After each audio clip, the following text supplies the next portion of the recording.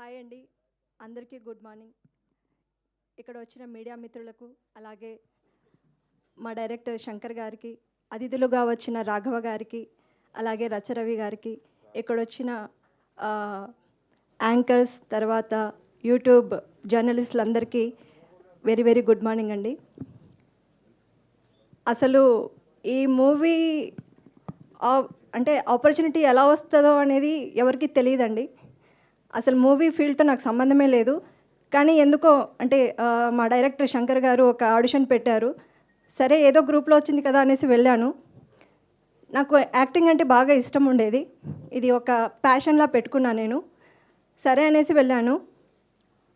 శంకర్ గారు కొన్ని డైలాగ్స్ ఇచ్చారు, ఏదో చేశాను అనుకున్నాను, హోప్ లేదు.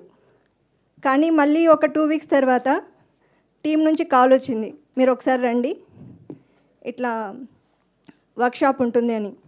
శంకర్ గారు ఎంత డెడికేటెడ్ అంటే, తనకు కావాల్సిన అవుట్పుట్ కావాలి అంటే అది ఎక్స్పీరియన్స్ ఉన్న ఆర్టిస్టులు కాదు, కొత్త ఆర్టిస్టులు కాదు, ఆయన ఏం కావాలనుకున్నారో ఆ అవుట్పుట్ మాత్రం తప్పకుండా ఆయన తీసుకుంటారు.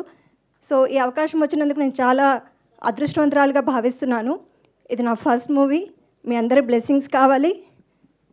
అదేవిధంగా ఇప్పుడు మీరు చూసుకుంటే బద్మాషులు, ఈ పోస్టర్ మీద బద్మాషులు అని ఎంతమంది కనిపిస్తున్నారో అందరూ బద్మాషులేనండి. పక్కా బద్మాష్ ఫ్యామిలీ టీం ఇది. ఎందుకంటే అదే మైండ్ సెట్, అదే ఎంటర్టైన్మెంట్, అదే ఎనర్జీ అందరిలోనూ ఉంటుంది.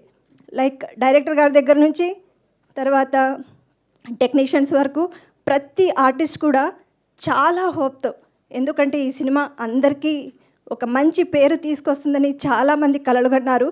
అందులో నేను ఒకదాన్ని.